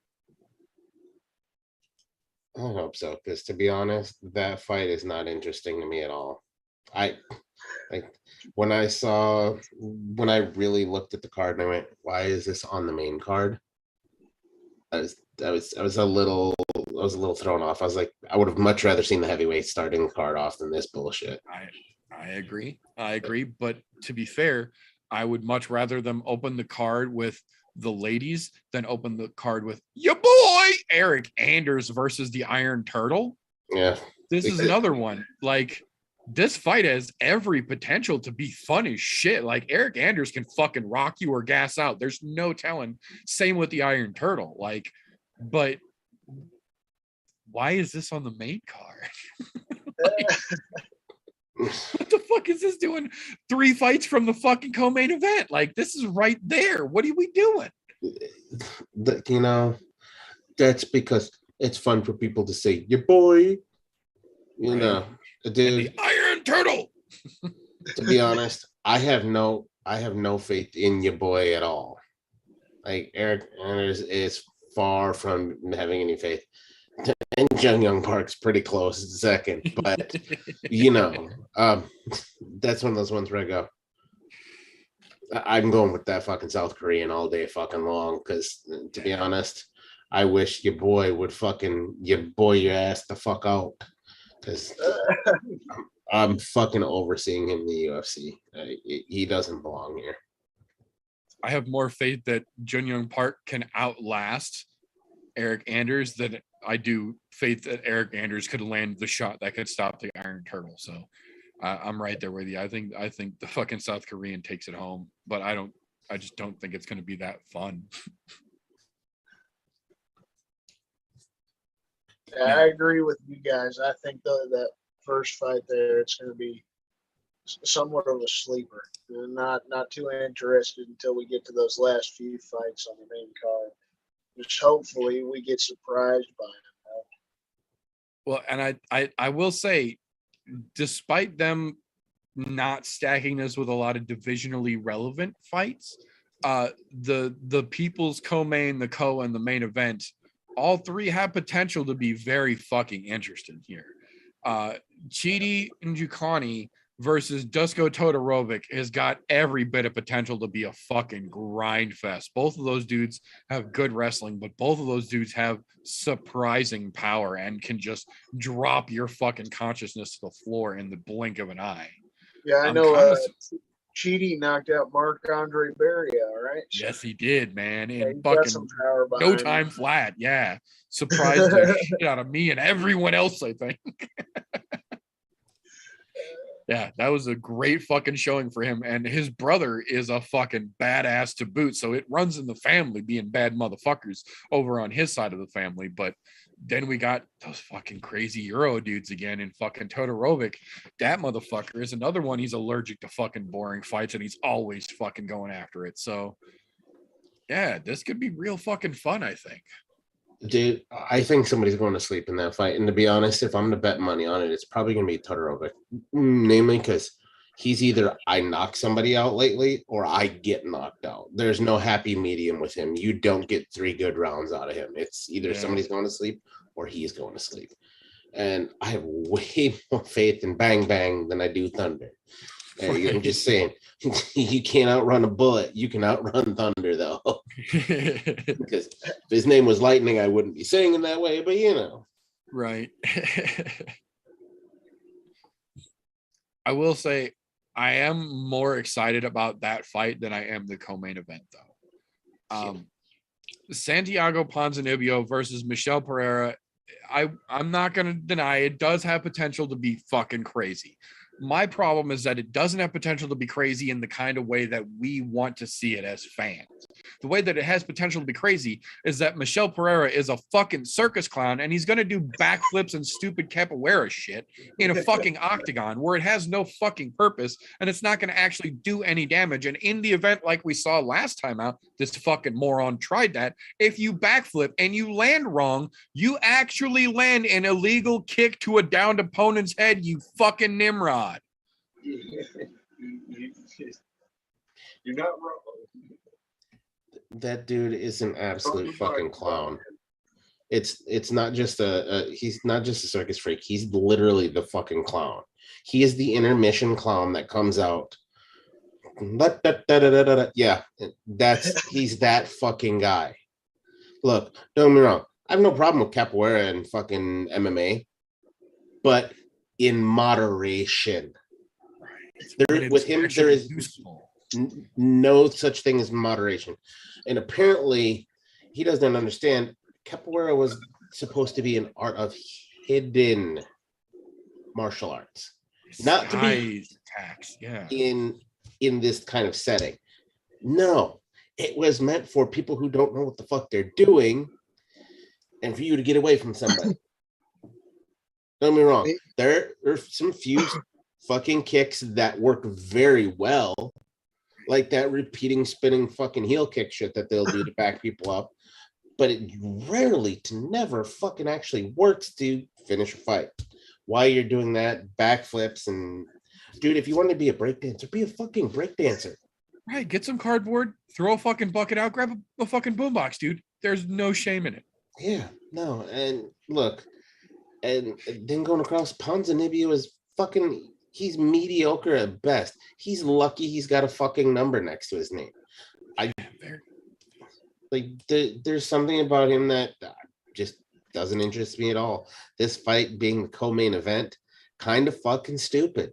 And the only reason this one's getting a fucking co-main event is because Ponzinibbio has a fucking number after his name. That's it. No other fucking reason. This does nothing for the division. If fucking Michelle wins with her fucking bullshit. Yeah, I mean, I agree with you guys. I think Pereira is a bit of a clown. But I think if he stays focused, I mean, we've seen in the past year him get a couple decent wins against Nico Price, UFC 264. Then he just beat Fiallo, right? Earlier on this year. So Fiallo's doing what he's doing. He just got that knockout, and then he's trying to go back to this next pay-per-view. So, I mean, Pereira is a bit of a clown. You guys are right. But he's also beat some serious fighters. So I definitely think Ponzinibbio is like Golf T said, he's kind of an average fighter, So I'm not too excited for the fight, but I'll be more excited if Pereira, brings the clown down, right, and just goes in there, fucking gets a knockout, makes it a fight. Get a knockout the correct way and leave the clown out of it and show us something decent so that some fans could get behind him a little more. Like you guys are saying, leave the capoeira shit, leave the extra shit out of it. It doesn't need to be in the ring here, in the octagon. It's just, it's not a place for that. Stay focused, get the fucking win, get a good win, and it might be exciting for us as fighters, but not that excited for it as a co-main event. I'll say it. I'll say it. To be honest, I really, as much as I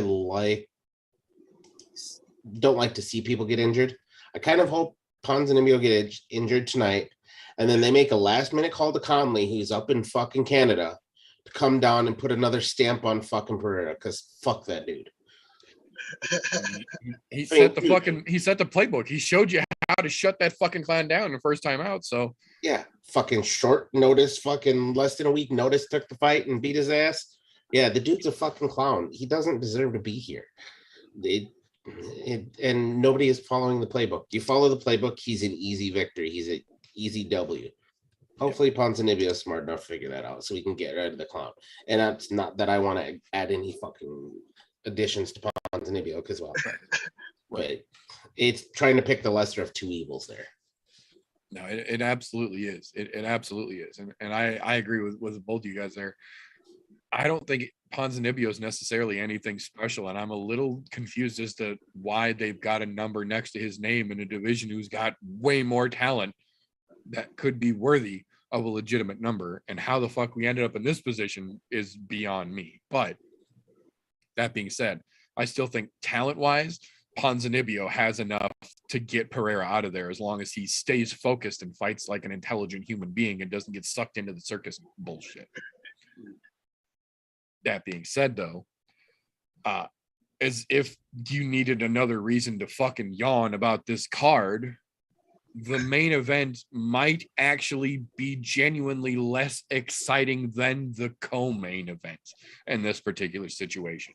Ketlin Vieira is nothing exciting whatsoever right now, and Holly Holm is literally the definition of a fucking MMA meme at this point. It really doesn't matter if she wins or loses. They're just as equally likely to give her a fucking title shot coming out of this fight, however it fucking plays loose, because that is the fucking curse of Holly Holm that we as UFC fans have to fucking endure, which is why it bothers some of us so much when we see Caitlin Chukagin do the same fucking thing a division down, literally almost performance for performance, identical bullshit and the same fucking results. The only thing here is that if Ketlin Vieira actually goes out and beats the shit out of Holly Holm in dominant fashion, it means abso-fucking-lutely nothing, because we are currently held hostage in the middle of the worst Ultimate Fighter season in fucking history. The delayment of this 135-pound fucking rematch is so goddamn agonizing as a fan. There's no fucking reason we have to wait till September, potentially October, for this fucking fight to take place. This would have been just fine to put on in fucking July. Call it good, be done with it. Let's fucking move on with this division already. Let Amanda fucking beat her and go back to giving Holly another ass whooping, and let Pena fade back into fucking obscurity already. God damn it.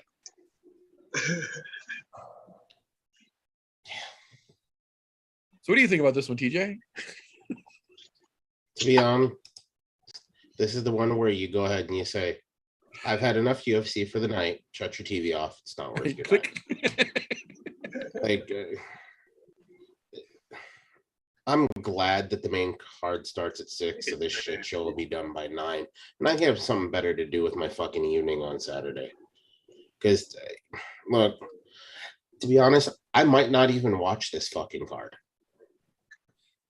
And it's not that there aren't some interesting fights on there, but when you feed me this kind of fuckery as a main event, no, absolutely fucking not. I would much rather see fucking the goddamn Elise Reed and Sam Hughes fight here at the main event than these two cocksuckers. Right. And that's the opening fight on the fucking prelims, if you weren't aware of which fight I was just talking about. That's pretty much how I feel about this, because I know what's going to happen. Holly Holm is a point fighter. Ketlin Vieira, either she finishes you or she loses. That's it. There's no happy medium with her. And because Holly Holm is such a, I'll say it, she's a great point fighter. A great fucking point fighter. I think that's going to be enough to keep Vieira fucking away and get Holly Holm another fucking shot at a title, even though it's going to be in another standstill portion of the division because of this terrible Ultimate Fighter thing. But if there's any good thing to come out of this, at least we're going to see a decent Ultimate Fighter finale. Not necessarily the fucking pay-per-view, because to be honest, when that comes, I don't give a flying fuck. Right.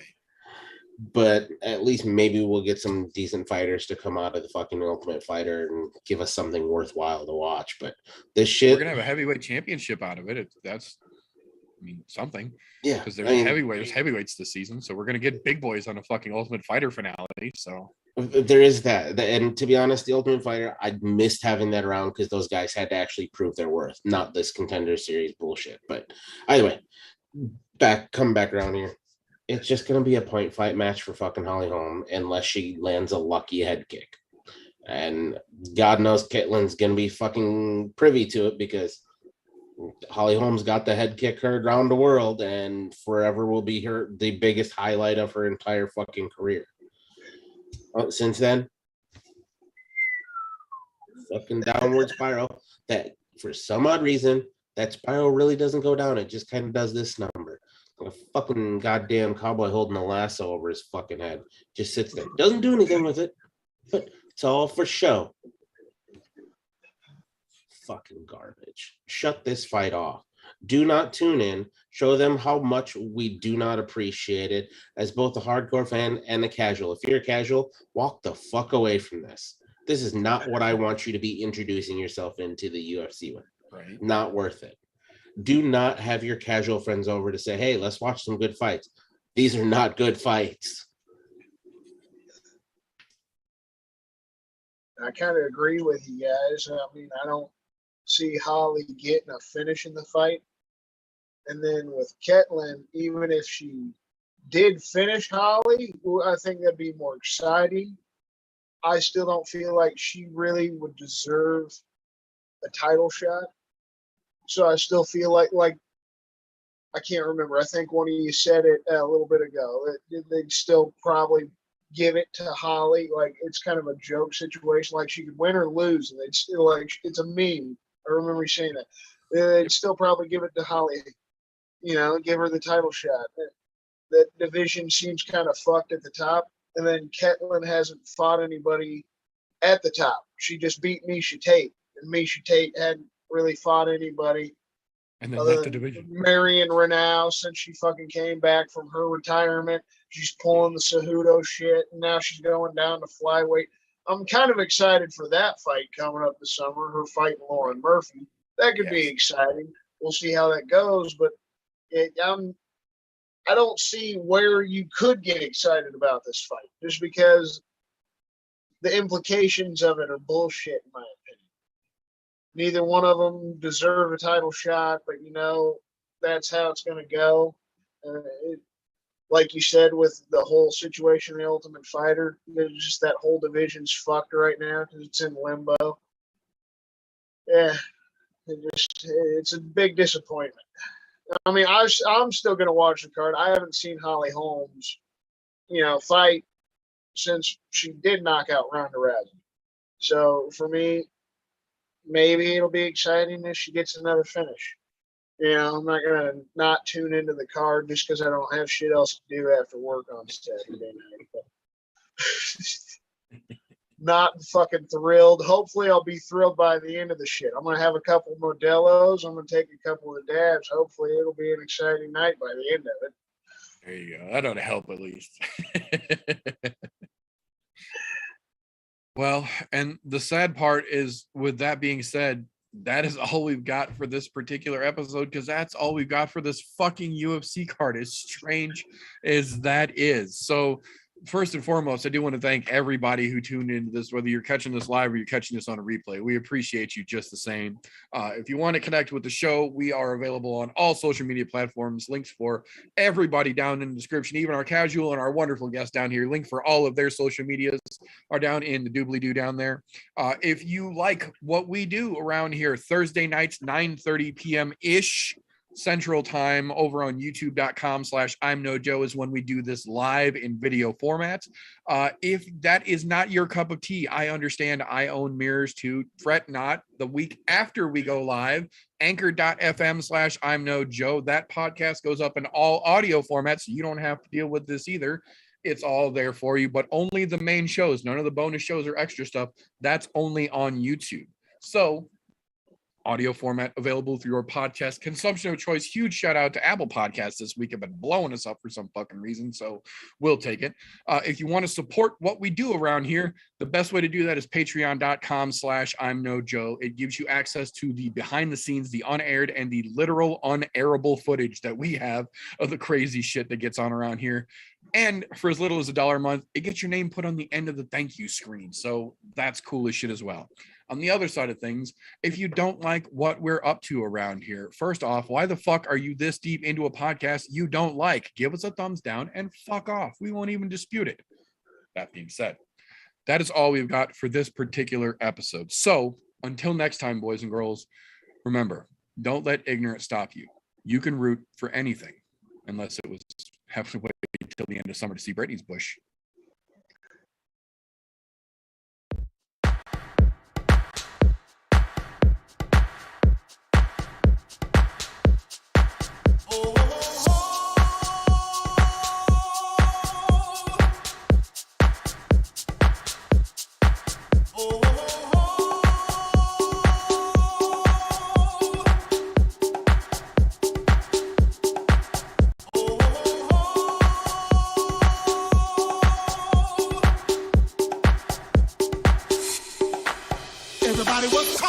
fighting. Those kids were fast as lightning. In fact, it was a little bit frightening. How do I say goodbye to what